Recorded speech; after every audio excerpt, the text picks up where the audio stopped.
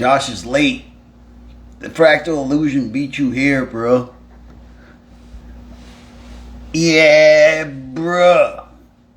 What's going on, motherfuckers? Don't mind me, I just got out of Goatwhore rehearsal.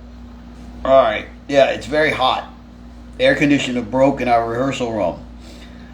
What a great week for the air conditioner to break in our rehearsal room. It's been very, very, very, very, very, very, very hot.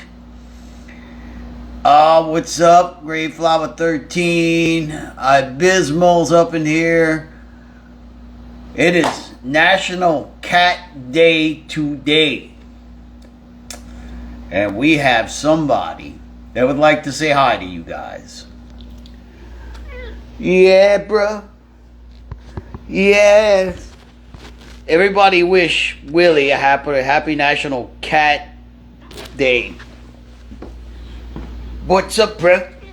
Yeah, bruh. Willie. See if we can get Boris. Oh, Boris just showed up, everyone.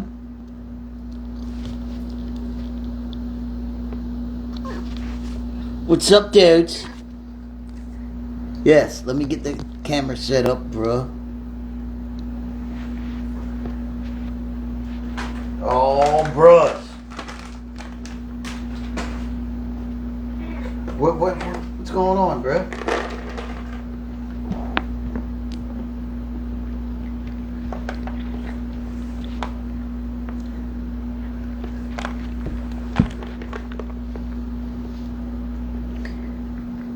Boris, you're missing it, bro. Willie's gonna get them all. What's up? Look, bro. Happy National Cat Day, dudes.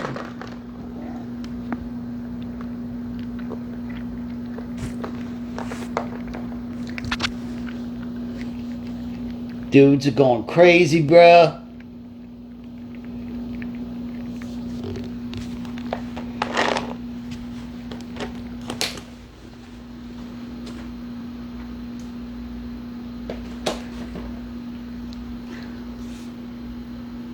Yeah, bros. Yeah, dudes. Yo, eat them all already? God damn, bruh. Yeah, bruh. National Cat Day today.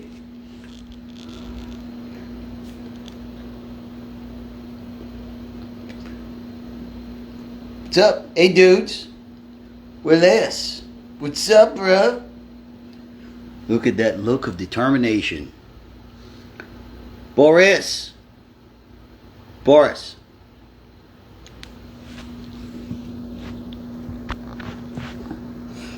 Boris.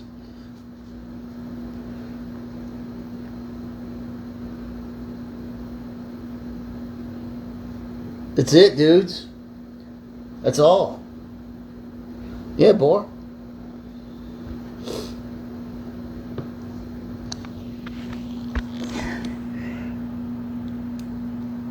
Willie. Look at everyone. Would everybody just look at this dude? Look at that dude. Boris. What's happening, bro?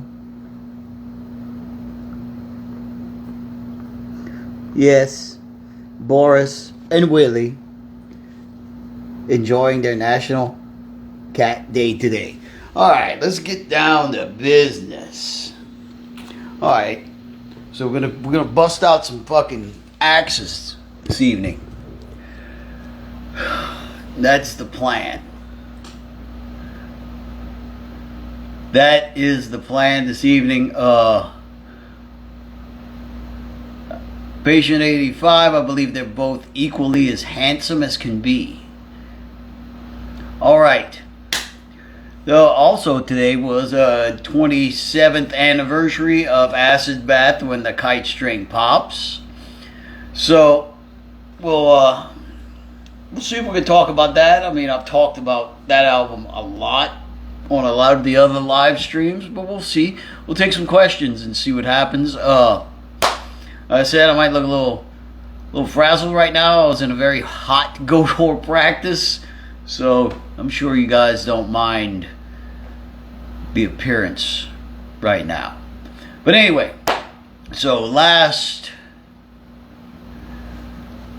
fucking week we were talking about busting out some non-pointy guitars, talking about busting out some crackle guitars.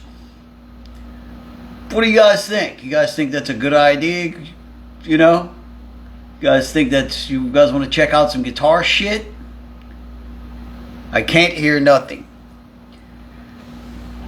Ben's doing good. I am devastated. Josh, can you hear me? Is everything good? Yeah, bruh. Yeah. Pointy. Oh, there's going to be some pointies. There's going to be some non-pointies. Yeah, Dead Beauty, can hear me? Awesome. Guys, ready for this shit? We're going to start off with with possibly one of my most prized possessions that I own. Believe it or not, it's not a pointy. Can you believe that? I don't think you can. But when you see it, you're going to understand that this is a Gibson Tony Iommi Signature SG. Yes. Legit. Very, very cool find. I saw it, being that I love Tony Iommi's music. I figured it would be pretty cool to get. So yes, this is not the Epiphone. This is an actual Gibson one. This guitar is great. Sounds good. It plays good. Therefore, it is good. And let me move that shit out of the way. So yes, Gibson Tony Iommi Signature SG.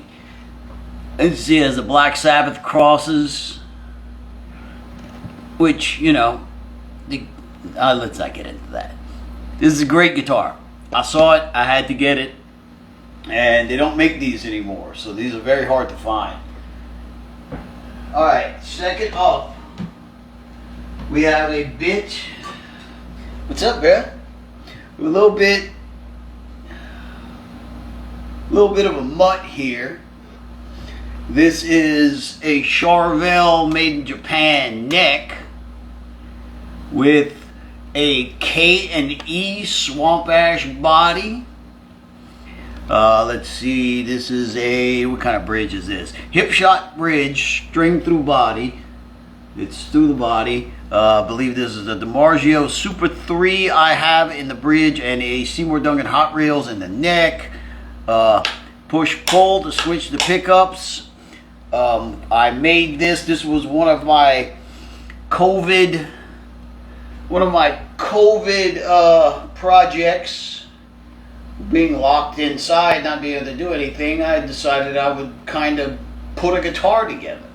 So, actually, I am thinking about letting this thing go. So, if anybody is interested in purchasing this guitar, send me a message and work something out. It feels fantastic. It has a fret level. I San Dimas the neck, where I took the finish off of the neck and I oiled it so it feels like the old Charvels. Yes, it's a great guitar. It sounds fantastic, actually. So I'm thinking about letting it go. It was just a project I threw together and it came out fantastic.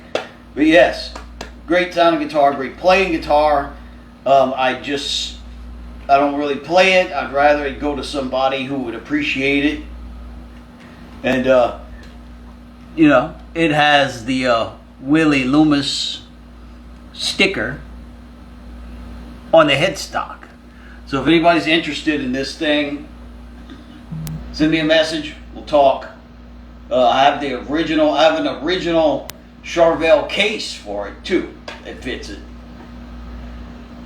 So that's another non-pointy. This last one is the last of the non-pointies. This is the last of the normal shaped guitars. So this is going to lead into another whole can of guitar worms. So this is a Charvel, another Charvel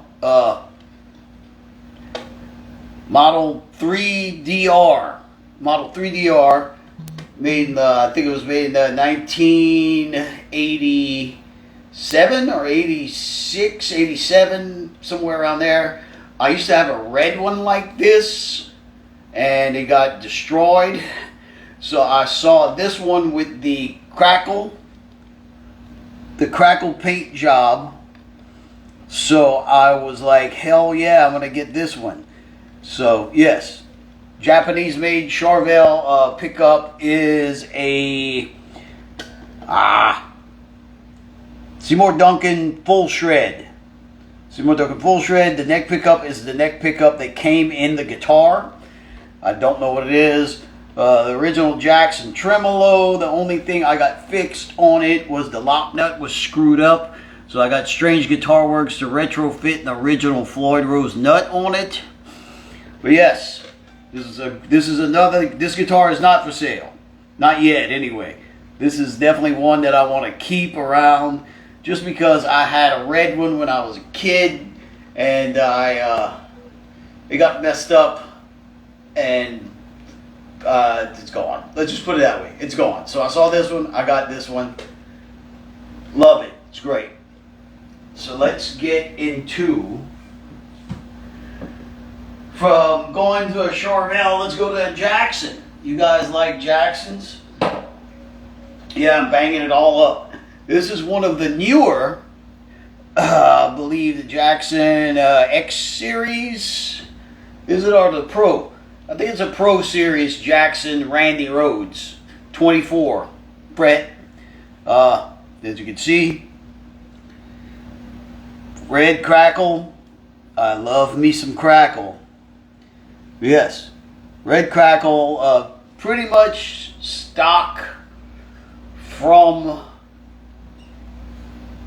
the factory. Only thing I changed was I put a set of bare knuckle War Pigs in this one because I did not like the pickups it came with. But this, yeah, red crackle guitar. My personal opinion on this guitar is they're a little overpriced for what they are, but it's still a nice guitar. They could have came down, if it would have been like, I think they're like $1,500 brand new. I think it could have came down to like $1,000, and this would have been a great guitar. But it's fantastic. I actually bought this guitar from Chondro Guitars, and yeah, here it is. There's another crackle. So let's keep going. Let's keep rolling with the crackles, bro. All right. Rolling with the crackles. So this is another red crackle. As you guys see a theme here. I don't know yet. Let's back up a little bit. I don't know if you can see. It's really dark red crackle. This one is fantastic. This is an Ormsby. This guitar is fucking phenomenal. If you guys are on the fence, if you guys know who Ormsby Guitars are, they're a company out of Australia. They're great. If you're on the fence about getting one, shipping on this motherfucker was expensive from Australia. Just gonna warn you. But I will tell you that it was worth every penny. This guitar fucking plays unbelievable. This is a great guitar. If you're on the fence about an Ormsby ordering guitar from Australia, don't do it. They're sick. They're really, like, it's fucking perfect. If you like those old Jackson kind of Ibanez kind of feeling necks where they're real wide, they're kind of thin, you're gonna love this. This is a great guitar. I cannot express more than I can of how stoked I am on this guitar. This guitar is great. Yes. So somebody keeps asking about the JML Doombird. Let's dive into that, shall we? So this is the JML Doombird, and as you can see, it's a beautiful, beautiful, beautiful, beautiful guitar. So, but there are some problems with this guitar, which is a major fucking bummer. So, with this guitar, let's start off with problem number one. This lock nut is supposed to be bolted down so it does not move whatsoever. They glued the nut instead of bolting it down. So I was jamming on it and I was doing what I do on the tremolo, and you know, just doing what I do on the tremolo, and all of a sudden the nut goes clink and the glue gave out. No bueno, my friend. So that was strike number one. Strike number two is when I went to put the nut back on, it was at the wrong height, so the action was all high. So that was strike number two. Strike number three is the Floyd Rose is not centered. So this high string, when you go to do solos, it comes off the neck extremely easily, where it's like it's not good. Let's just put it that way. So the Floyd is not centered correctly, so the strings are too far down. So this, when you're trying to do a solo, the string comes off the freaking fretboard. But other than that, this guitar sounds really good. And this guitar is absolutely beautiful. And like, you can't even see. You have to see it in real life. This guitar is fucking gorgeous. They nailed it. If it wasn't for those problems, this probably would be my favorite guitar I own. But those are some pretty big boo-boos, if you know what I mean. So, that's what I got. We're gonna take some questions and see what's up, bro. Yeah. Fuck yeah, bro. Alright, let's see what kind of questions we got. Alright, Josh5180 has a great question to start this off with, being it is the 27th anniversary of Acid Bath's When a Kite String Pops. If you guys have questions, don't put it in the feed. Send me a question or I'm not going to be able to read it. Shit's moving too fast for me. So let's see. Is it true that Acid Bath played shows with Sepultura and or Carcass?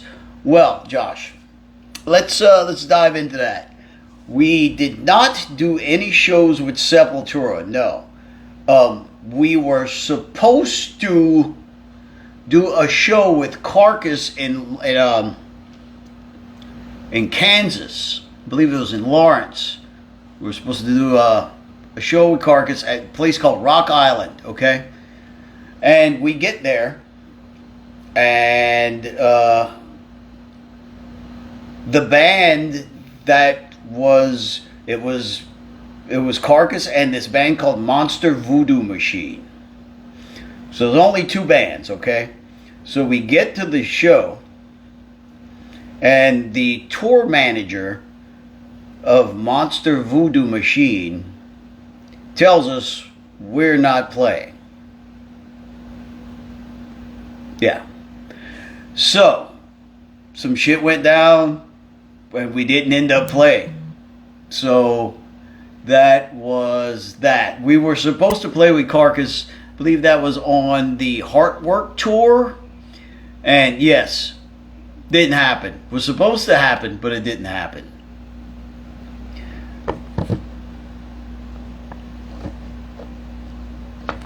Alright, that thrash metal guy says, please, Sammy, please, can we get an acid bath coloring book?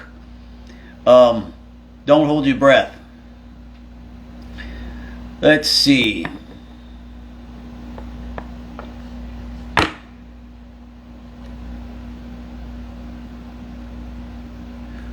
Brandon Blasphemous has a question. Says, do you remember what you were doing when you heard Jeremy Young from Abuse passed away? I think we were on tour. I forget where we were.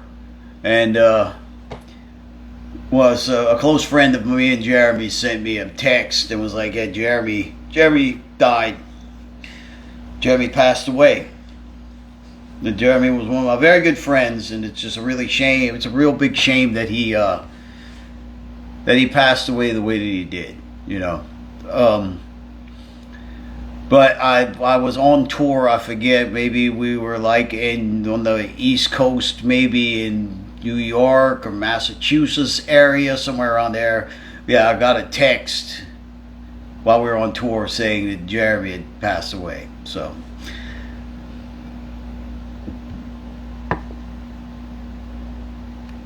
All right, what's this?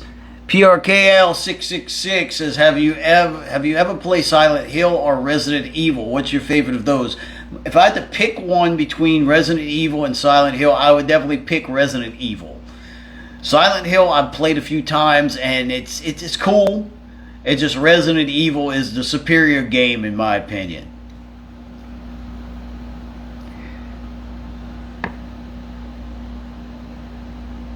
Alright, Caramel Drizzle 99 has a question. Says, will ESP do another run of your signature, and what shape was it based on? I can't answer that right now. As far as ESP doing another signature run, I can't really answer that just yet. As far as what the guitar is based on, the guitar is based upon a shape that was a Japanese model called the RS320. And I saw that shape in Japan at a music store, and I just fell in love with it. So when I got the opportunity to do a custom, I used that shape. And that's what it's based off of, is an RS320. But as far as doing another run of signatures, can't talk about that just yet.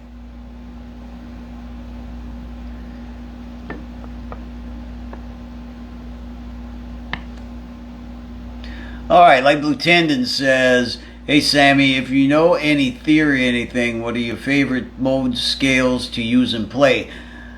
You know, I don't really know a whole lot of stuff about theory, to be honest with you. I like to use minor scales.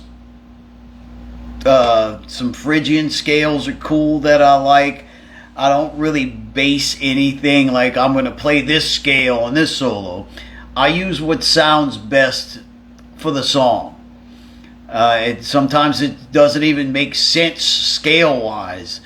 So I don't really play like that. You know what I mean? So I don't really base my playing off of theory. I just kind of go with what sounds the best, you know?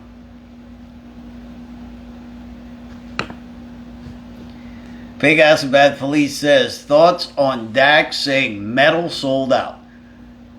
Well, my thoughts on that is, you know, between us, yeah, I don't think Dax is really aware of what's going on in the metal scene. You know, for him to say something like that, I don't think he really said it with really thinking about what he said. You know, kind of like what I just said. You know, it's easy for someone to say something like that when they're not really aware of what's going on in the metal scene. And that's how I feel. I feel that Dax has his right to his opinion, and that's great. But I just think that he could have phrased that a little better. But I'm gonna shut up on that one. Let's do another question.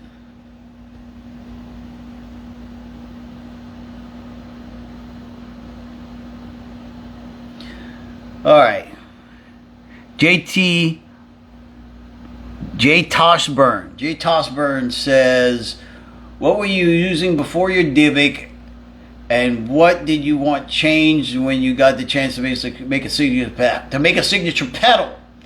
Okay, I was using a Digitech Bad Monkey Overdrive before we started designing the Divic, and the only thing we really changed from the Bad Monkey to the Divic is that I wanted a little bit more bite without it being scratchy, and a little bit more clarity. That was it. And Michael Klein knocked it out of the park as usual. So that's the only thing I really changed from the Digitech Bad Monkey. I wanted a little clearer, and a little bit more bite on the attack without it being stringy or scratchy.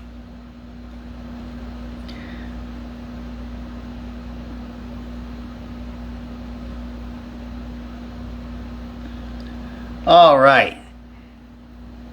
Big Nub Toro says, least favorite venue I've played. Oh man, there's so many favorite places that we've played. Fucking fantastic. One that pops up to mind is Gramercy Theater in New York. That's always fantastic. Reggie's Rock Club in Chicago is always amazing. One of my favorite places to play is the Roxy in LA. That's always a fun time. What else? Fucking goddamn it! Let's go to my least favorites. Let's go with some of my least favorites. There's a place in Oklahoma City, Oklahoma, called the 98th Street Collective. That is absolutely my least favorite place to play out of all the places I've played in my life. That place is just terrible. It sounds awful.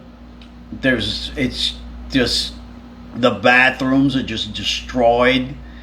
So you can't, and there's no backstage. So there's nowhere you can go have privacy if you want to go use the bathroom. So you have to use the public bathrooms. And the public bathrooms are probably, if a health inspector went into those bathrooms, they would probably shut the fucking place down. Like, it's that bad. So that's my absolute least favorite place to play. That's one that just pops in my head. I'm sure there's a couple of other ones, but not really coming to me right now.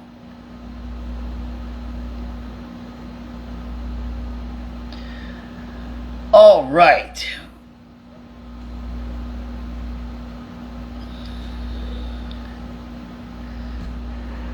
Wreath, WREETH, has a great question. It says, is Psycho happening?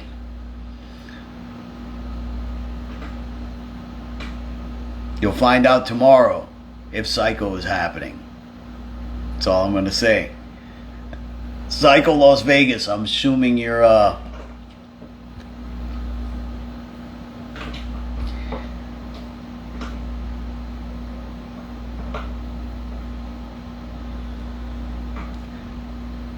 Psycho Las Vegas, you'll have announcement tomorrow. Yeah, sorry, I was reading something. My bad. Let's see. Patient 85 has a question. So how did I meet Zach Simmons? Well,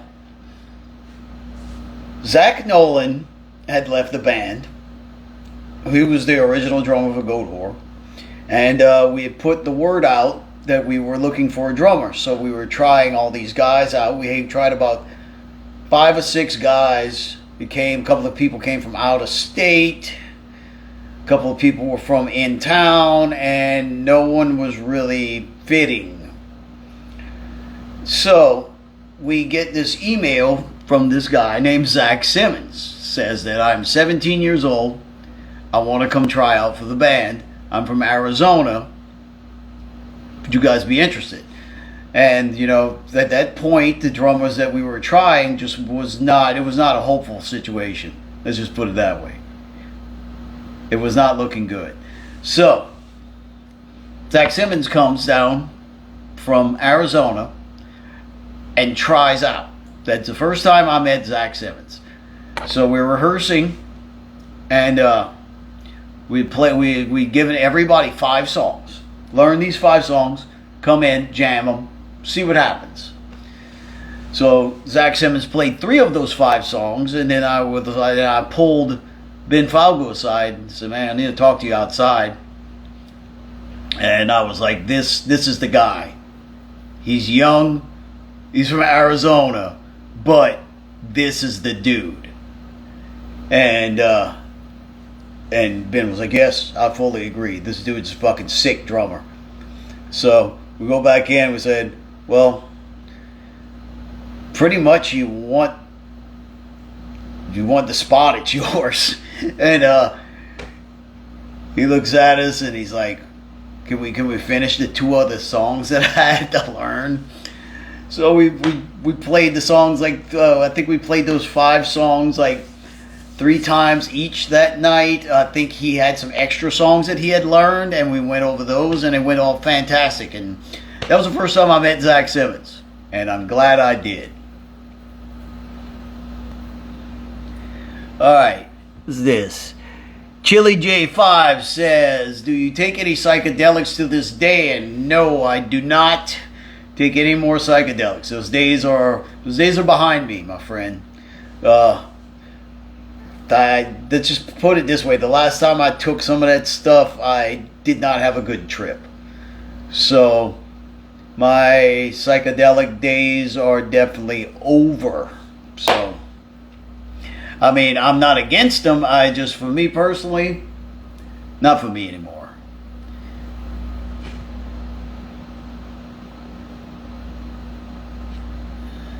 Let's see what we got. We got lots of questions this evening. I want to try to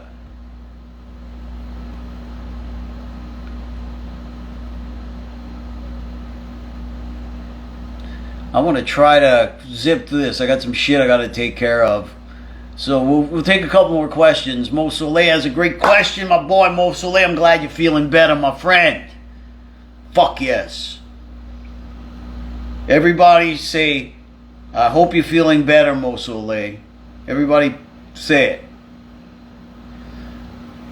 Lock and Roll Nuts, good to see you. All right, Mo Soleil has a question. Speaking of Lock and Roll Nuts, what's the weight of your custom ESP, bro? Well, out of the ones that I have, there are 3 of them that are substantial in weight.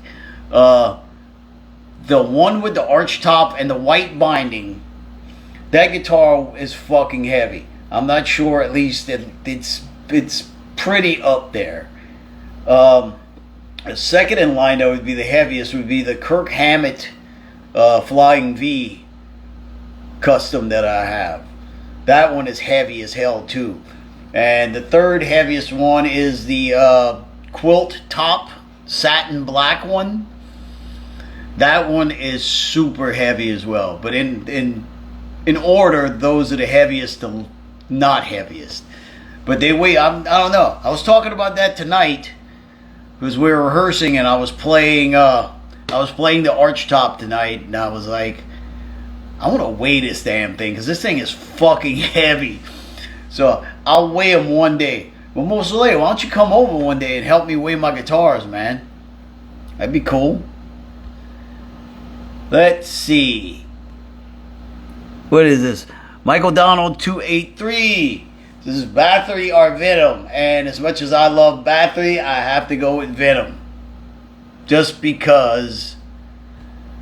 I don't know why. Because I feel like it. Let's see.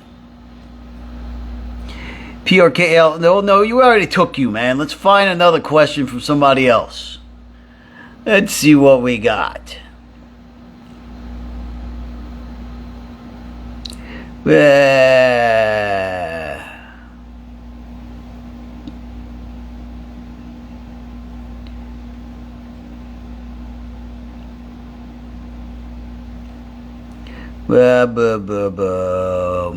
let's see. Pimp Fried Rice. That's a great question. It says, what club has the best bathrooms? Oh, man. I would say, the one that really sticks out in my mind just right off the bat would be the Gas Monkey Live. Not the outside stage, the inside stage. I think it's closed now. But the bathroom in that place backstage was fucking immaculate. Like, I could have moved into that bathroom and lived in it. It was huge. It was clean. It had a shower. It was fucking killer. So, yes, right off the top of my head, I would say the Gas Monkey Live in Dallas, Texas, the indoor venue, not the outside one. The backstage bathroom in that place was shockingly fantastic.